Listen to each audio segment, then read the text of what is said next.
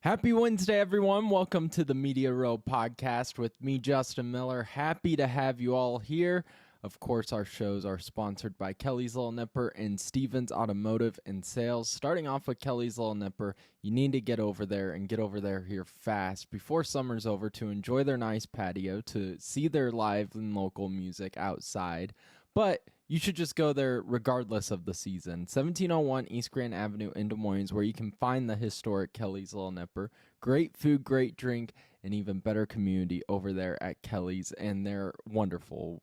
You have on Wednesdays, you have trivia night, like I said, over the weekends. You have live and local music. Mondays, you have grinder specials. You have drink specials throughout the week. Follow them on social media and get the full rundown. But we are so happy to have Kelly's as a part of the group here at Media Row.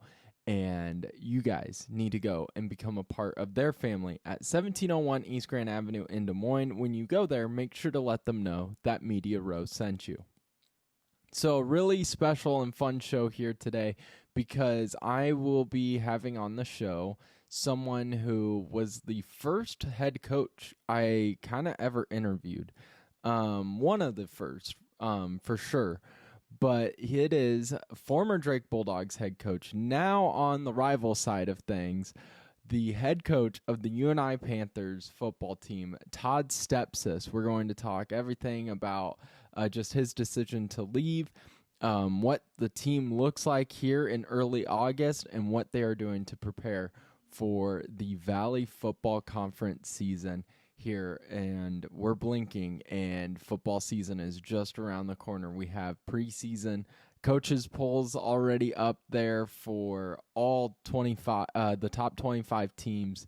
So it is right around the corner. We're going to have a lot of fun though today, and can't wait for you guys to tune in as we welcome now Todd Stepsis, the head coach of the UNI Panthers. So, Coach, first off, thank you so much for doing this. Like I was saying, I know you have a billion things on your mind, but to be able to carve out some time, it means a lot to me. Oh, hey, I love talking about UNI football. Love talking about football. Happy to do it. We've got there's downtime, in every day, and so this is a good time right before we go eat dinner to chat a little bit. So I've been taking pride lately in my icebreaker questions. So I think I have a good one for you here, because last season when you're with Drake, you did a promotion video that I think is one of the best things I've ever seen a coach do, where you were parroting Major League. Loved it. Loved it. So that made me question, out of all the movie coaches, you have like Lou Brown from Major League, you have Yeah. Eric Taylor from Football Friday Nights and all that.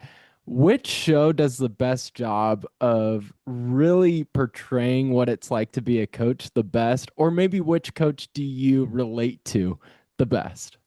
Well, first of all, I appreciate you knowing that that was Major League. I'm not It's a really great sure. movie.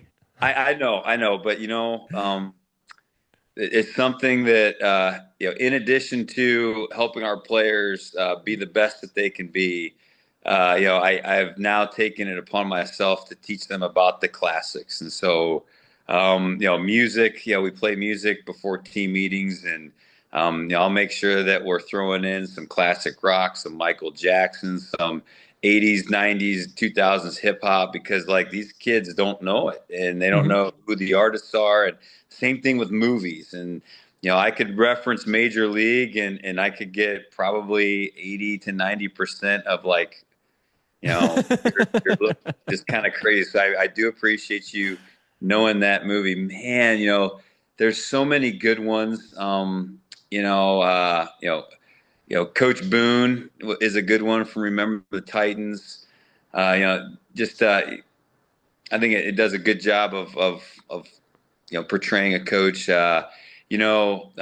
Any given Sunday, it's hard not to like Pacino. I mean, he's great. He goes for it every role. You're getting all of Pacino in every role. Oh, 100%. So like that, yeah, that's a movie that I don't think a lot of our players have seen. We'll do a couple movie nights during training camp, and so I think that one might have to be one because a lot of them haven't seen it. But yeah, either Al Pacino or Denzel Washington. Those two did a really nice job. Again, portraying a coach. I think those are great picks. I mean, again, both really strong movies right there. But no, one of the main reasons I wanted to have you on the show today, of course, to talk UNI football and your transition away from Drake and now to this new position. But it was always really cool to have interviews with you either on the radio station or when I was at college at Drake, because you were like the first coach I was able to actually interview. And so it was a cool, you always gave me time and I really appreciated it. Kind of who were some people that kind of gave you time of day when you were learning to be a coach or wanting to be a coach? Kind of who were some of your mentors?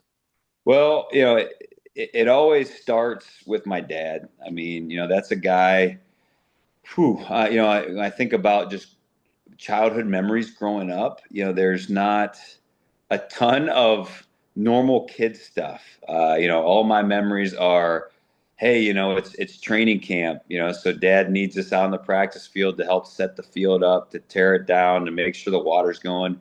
Even during the summer, we had to help water the field, and so we had this kind of weird sprinkler system that had a cable that you would stretch, and you jam a stake into the ground on one end of the field, and then there was this motor that would kind of pull it gradually across the field, and then it was always kind of a dare, us as kids to see like who could get closest to the spigot because it would come out so fast and hard that it would leave a mark, and could potentially break skin if you got too close. So, just watching my dad, as a high school coach, he was a big mentor of mine, and obviously, being a father, always gave me a time of day, and even if he couldn't be at the games, because he was, coaching, or doing whatever, always would give me some tough love, So, he was pretty great at making sure he picked me up when I got knocked down, and then also you know help him bring me down when I wasn't feeling too good about myself. So that was my dad, obviously, giving us jobs to do on Friday nights, so being water boys, and then when our arms were strong enough, being ball boys when we're smart enough to be able to run a camera. He's always the first one I think about in coaching, and what did I pick up the most from was my dad, and then I think moving from him, you think about different coaches that you maybe played for or worked with, and so kind of working backwards. The guy that brought me to Drake, Coach Rick Fox, man, talk about a guy that just took a chance on me, not knowing who I was.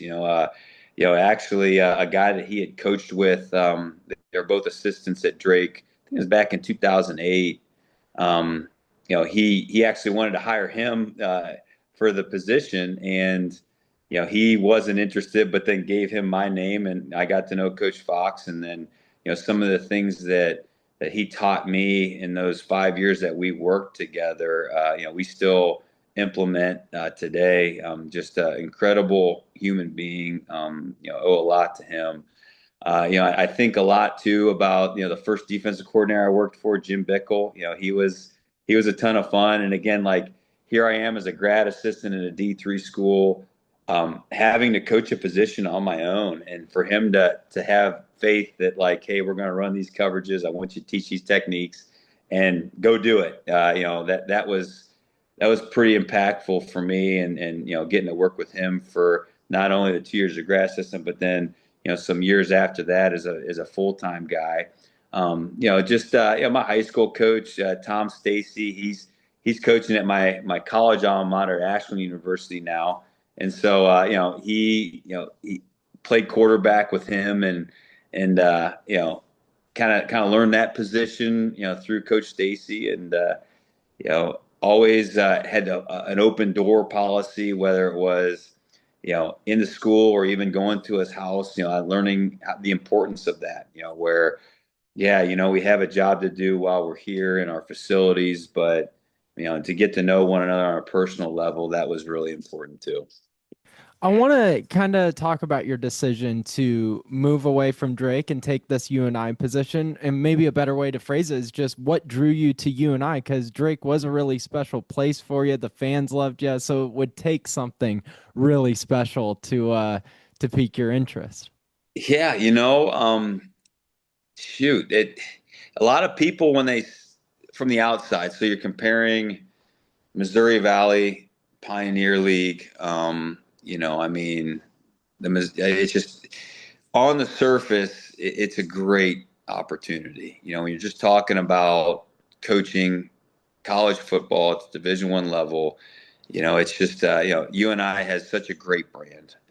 It's well represented across the state. The program has been so good for so many years. It's got great facilities. The community itself. That UNI football really matters up here. People care about it a ton. And so it was going to take something, pretty darn special for us to leave Drake, because it's always been more than football for me. Drake for me, it was a place and really all places that I've been, I've always thought this is where I'm retiring. This is, I love it here. I love who I work with. I love who I work for. We have the chance to win every year. I'm gonna try to be as great as I can where my feet are. I'm gonna dig in, and we're gonna be here forever. And this opportunity came about, and it was really difficult for us. A lot of people maybe wouldn't think that. Like, man, it's UNI. This brand, this program. How could you not want to take this opportunity? But we poured our heart and soul into Drake, and I love those kids like they're my own. And that community really embraced us down there, and so it was tough. But I tell you, the thing that really gets me, and it does kind of go back to a lot of people, when they talk about coaching college football or coaching any sport in general, a lot of people talk about wins and championships. But for me, I like to talk about purpose and why we do what we do. And so when I thought about, okay, going up to the University of Northern Iowa, here's an opportunity to make an impact on a new group of people and a new community. And so, to go to a place that, that cares about the football as much as they do, it's like, wow, felt like we've made a difference in Des Moines with Drake and our players. Feels like we could make an even bigger impact here, so not only in our community, but then for the guys that come here, how can we leave them better than we found them? How can we be a part of a journey where they show up and look and act and talk a certain way, and they leave here and they're going to have great lives because they're a part of our team and our program. So that was really the tipping point for me was, hey, this is another chance to make a difference, not only within our team and our players' lives, to be able to keep the college athletics pure, but then also to be able to impact the community and to make a difference. That was a big deal for me. You're stepping into UNI when they haven't had to get a new head coach in a long time. I mean, legendary Mark Farley had been there for over 20 years. Just what is the difference of taking over a job, when someone had coached for 5 or so years, and then when you're going into a program that was really stable for 20 plus years? I mean, you hear the cliche of you don't want to be the next guy up. You want to be the following guy. Yeah. No, there's big shoes to fill, and so it's not just Coach Farley, it's the coaches that came before him too. I mean, like I said, the history and the tradition of this place is pretty spectacular, and just how good it's been over time. And so, coming in like, everybody, hey, we got to fill the dome. We gotta have a great product out there. We got to be successful. We're playing the best conference in the country. So, boy, if we can be competitive in that conference, we can beat anybody. And so, they've done that over time, and those standards and those expectations haven't changed. And so, for us, it's about figuring out, okay, how can we continue, to move forward, but then same time, not to lose sight on who we are. Making sure, that's one thing. My family and I, when we sat down and had a good discussion on, hey, should we do this? Should we not do this? And what if we do this, what are some of the non-negotiables? And my daughter of all people, 11-year-old, she's 12 now, but back then she was 11. She always talked about, hey, just make sure you be yourself. And so, for me, it's about, hey, we're taking over this great program, but well, I have some values, and I have certain things that are really important to me, and I'm not going to bend on those. And so, just because we're in a new place, we're going to stay true to who we are, and really dive into relationships and building culture, and again, making a difference in our players' lives, being the best part of their day. That's one thing I promised them, is that, hey, regardless of what those outcomes are, you're really going to look forward to being with us. So whether it's at a meeting, at a practice, or at a training session, maybe the activity isn't that enjoyable, but us being together is going to be really impactful. We strive to give them an experience that's going to be one of the best of their lives. And so, not to waver from that, even though there's pressure to win, there's pressure to be successful. Hey, let's make sure we stay true to what we believe. Let's pour into our players. Let's focus on them, developing them, helping them be the best they can be. And then I think those championships and those wins, they find you that way. So we're getting ready for the season to kick off. So you've had to rebuild a roster. You've had to go out and recruit. You're coming from Drake, where you had no scholarships. From an outsider's perspective, now you have scholarships. Is it as big of a difference as it sounds?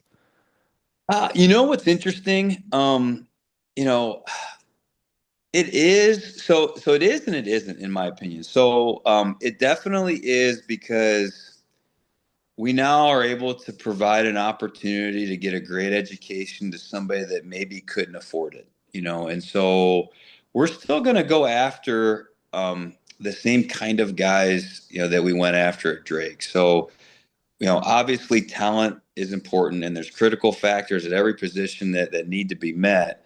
But if they don't have the heart that we're looking for and the character that we're looking for, they're not our kind of guy. And so, that was the thing at Drake, where, boy, we found some really talented guys that at the end of the day, they just couldn't afford it. So whether it was a single parent family, or whether it was just two hardworking parents that, maybe there's a lot of kids, who knows, so to provide an opportunity to be able to get a guy that, man, he's our kind of guy, he's super humble. He's got great energy. His attitude is off the charts. He's into relationships. He wants to be a part of a program like ours. He's got some toughness to him, loves football, like, got all those qualities. And now, we can provide this opportunity where, he can live out his dreams. And so that's where I think it's really impactful, having scholarships to be able to do that. But I do think, like, at the same time, there's more talent out there than ever. So I think that's why we got so successful at Drake, is that, man, with the way college athletics is now, a lot of teams, instead of taking 25 freshmen every year, man, they're maybe only taking, 12 to 15 freshmen. And so then, they're taking, 10 to 12 transfers. Well, there's 10 to 12 guys now that are out there looking for an opportunity that wouldn't have been out there, say, 10 years ago. And so that's where I think, if you have a philosophy, and you kind of stick to it. And for me, I mean, again, why do we do what we do? What's the purpose here? Yes, we want to win. We want to have the rings and the championships and the banners and the playoffs, and take the program as it's never been before. But that's not why we do it. We do it because we want to make a difference. We want to build something here that is going to be an unforgettable thing. And so I think you do that through high school.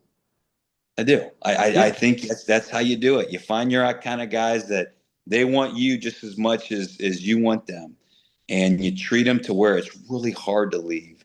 And then, will there be a guy here or there that might get poached and go to a bigger school and get gobs of money? Sure, but again, if you have the philosophy where, hey, we're investing in our own, Well, then you build your roster the right way. It's a next man up mentality. So if someone so leaves, the guy right behind him, guess what? You've got some shoes to fill now, and we're counting on you. We're not going to look other places to find it. We're going to count on you because we recruited you and we believe in you and we know you can get the job done. I was looking at the coaches preseason ranks for the Valley Football Conference, and they have UNI at eighth. But I don't think I'm wrong in saying I don't think that's a knock on the team. I think it's a credit to the depth of this conference because you look at the schedule you guys play, there's a stretch where you play like five ranked teams in your final seven games. Oh, So, I mean, is it too cliche to say this is already whiteboard material, or is it just the depth of the conference? it's probably a little bit of both. Obviously our team, they see that they know that it's an us against the world mentality, and I love it. I love being the underdog. Drake feels like we were the underdog all the time. But on the same token, and you kind of hit it on the head there. There isn't a bad team in our conference, not one. And not only is there not a bad team, there are some elite teams. And so that's the one thing that was kind of fun, coming here is usually when you're at a new program. Like, so for example, when my first year at Drake, like I don't, I had never faced any of those teams ever. That first year, I didn't know who the heck Butler was, or San Diego was, or Dayton was. I didn't know any of those teams were. We're here. It's kind of funny. It's like, okay, we open up with Butler. I know those guys pretty well. And then 2 weeks later, we'll play Eastern Washington. Now I remember those guys. And then, gosh, I think we've played North Dakota maybe 5 times, played South Dakota State, I think 4 times. South Dakota, I think we played them like 3 times. North Dakota State played twice. And so very aware of how good those teams are and how talented those teams are and how well coached they are. And so like, coming here, like that was, I knew that was going to be part of the gig. And, haven't played, Illinois State, but boy, watching them on tape as we prepared for some Valley teams, like, heck yeah, like that team's every bit as good as the Dakota schools, Southern Illinois, all those teams that, so it's a great conference. It's a deep conference. And so, yeah, just because you get picked eighth or seventh or ninth or whatever doesn't necessarily mean like, hey, these guys are going to stink. It's just like, the conference is that good. And then you have a pretty solid roster already. I mean, there were 13 players on the MVFC preseason watch list.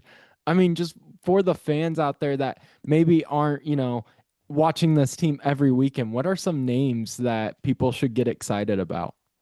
Well, I always like to bring up our 2 captains. And so, Tucker Langenberg is an Urbandale kid. He was a captain last year. And if you show up, at any practice, he plays back linebacker for us in the inside. And he's just so great. He's such a good football player. He's very, very smart.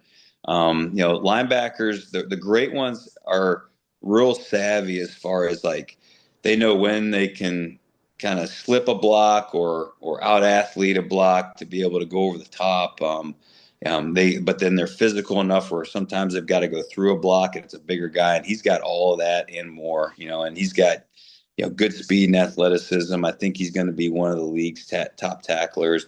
Wouldn't surprise me if he's around the ball and then forces fumbles and things like that. So I'm really excited about him on defense. Offensively, Derek Anderson, I think probably one of my favorite stories, that we have.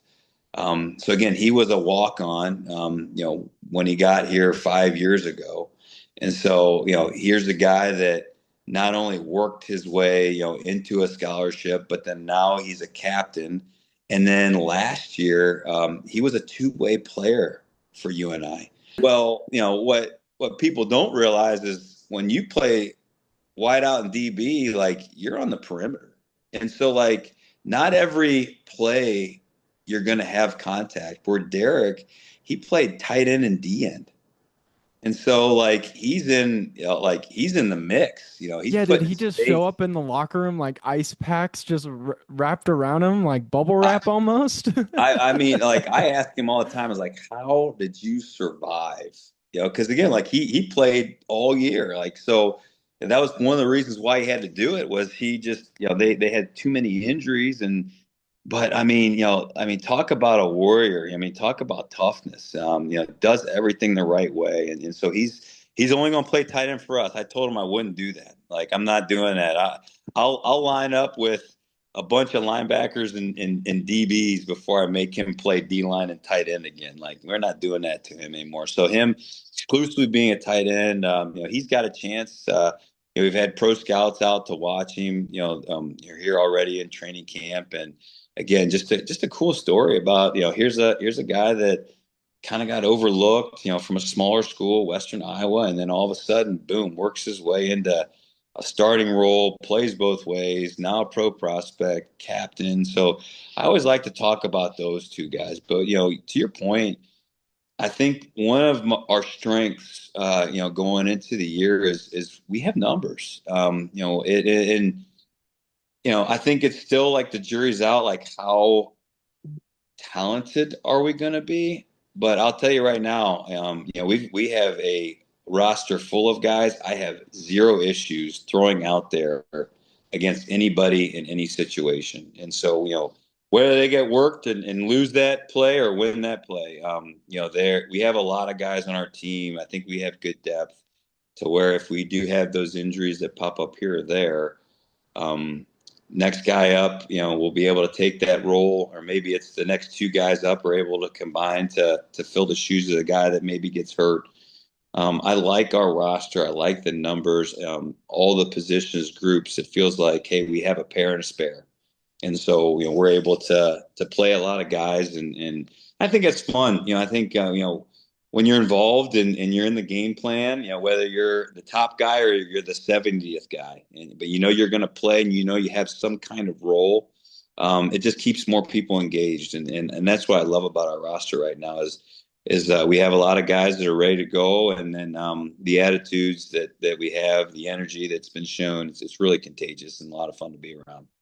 Well, Coach, again, congratulations on the new job and good luck moving forward this season. I can't believe it's already football season. Summer's going by way too fast, but it'll be here in no time. And again, congrats and good luck. Hey, yeah, always good talking to you, Justin. Anytime you want to chat, give me a shout. A huge thank you to Todd Stepsis and also a big thank you to Carson Culp, who helped me set this up because I had Coach's contact info. I'd send him a message. And again, used to send him, a message about once or twice a year to get onto KXNO, but wasn't someone I had great, just, where I could text him and feel confident, like, oh, yeah, he'll remember who I am. So I sent Carson a message. He was able to relay the message. Coach got right back to me. So both of them, a huge, huge thank you. And definitely won't be the last time we have Coach on. He's always so fun. And I always just loved, even when I was a young, student newspaper reporter, he was just as excited to give up some of his time for me in the newspaper. And it comes across that he is just such a likable coach and someone that the players really gravitate to, and the fans will as well at UNI, as Drake fans know. But before we wrap up today's show, need to give a shout out to Stevens Automotive and Sales, 5320 Northwest Beaver Drive in Johnston, Iowa. 35 years of family owned and locally owned here in the state. They're loyal people. They communicate with great efficiency to everyone. And finally, no BS over there at Stevens Automotive and Sales. Go there for any of your car needs. If you're looking to buy or sell a car, if you're trying to just get a place that you feel comfortable with and know that they are going to be honest with you, then this is a place to go. 5320 Northwest Beaver Drive in Johnston, Iowa. Stevens Automotive and Sales, proud sponsor of the Media Row podcast. When you go there, make sure to tell them that Media Row sent you. So, we will finish up this week with Noah Wolf, who you can hear him call Iowa State women's basketball games. He's also a part of the Iowa State football broadcasting team with John Walters as he helps out with pre- and post-game work there for the radio stations and the networks, and has been someone who I've really enjoyed getting to know, with my year and a half over at KASI, and wanted to get him on as they are getting ready to now get to Ireland for the kickoff of the season against Kansas State. Talk about that, talk about his career, talk about Iowa State being in the preseason coaches poll, and just more with the Cyclones as we get ready for football season. Noah Wolf to join us on Friday. Then a quick reminder, no show for the next few Mondays, just with us finishing up our summer vacations. But as soon as football season really kicks in and swings into gear, we won't be taking any more quick and short weeks here on the podcast. We're going to have a lot of fun this fall and can't wait for you guys to tune in to our show Friday and our future shows. Noah Wolf on Friday here on the Media Row podcast. We will see you then.